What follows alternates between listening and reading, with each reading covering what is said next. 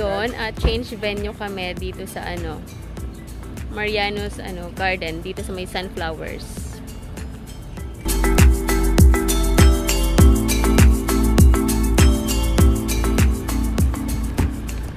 Before nakapunta na ako dito, nakapunta pala kami kasama yung mga staff namin after namin mag-beach. So ito yung bago niyang hindi pa nag-bloom lahat, and then may mga bagong tanim pa. Para siguro by October, ganun, full bloom na. Yan. So nice here.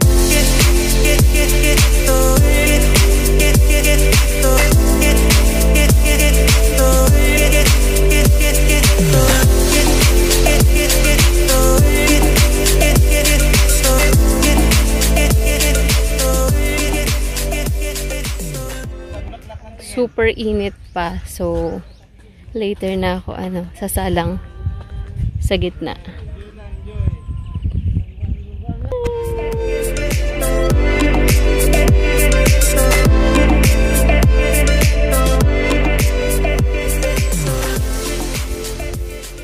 Sila nagpo-photoshoot.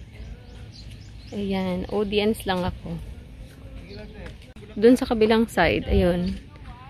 May mga bagong tanim na sunflower, siguro hanggang doon pupunuin nila. So hindi ko alam kung ilang months bago mag full blooms yun.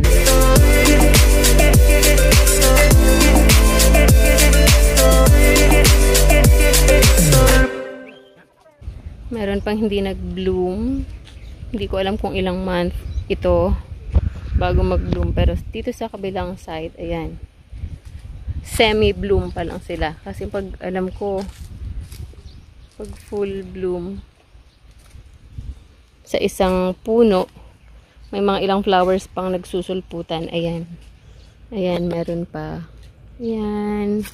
Ito, meron pa din. Mamumukadkad pa siguro siya. So, as of now, tig isa-isa. Ayan, ito, ang dami niya. Ang daming lumalabas na pops. Ayan. Pag full bloom yan, ang dami. Pagod na kayo sa kakaikot, pwede kayong magpahinga dito. Under the tree. Ayan, masarap ang hangin. So, pwede kayong magpahinga dito. Upo-upo. Kunyari, may hinihintay. Ayan. Oh. Silang mini garden dito.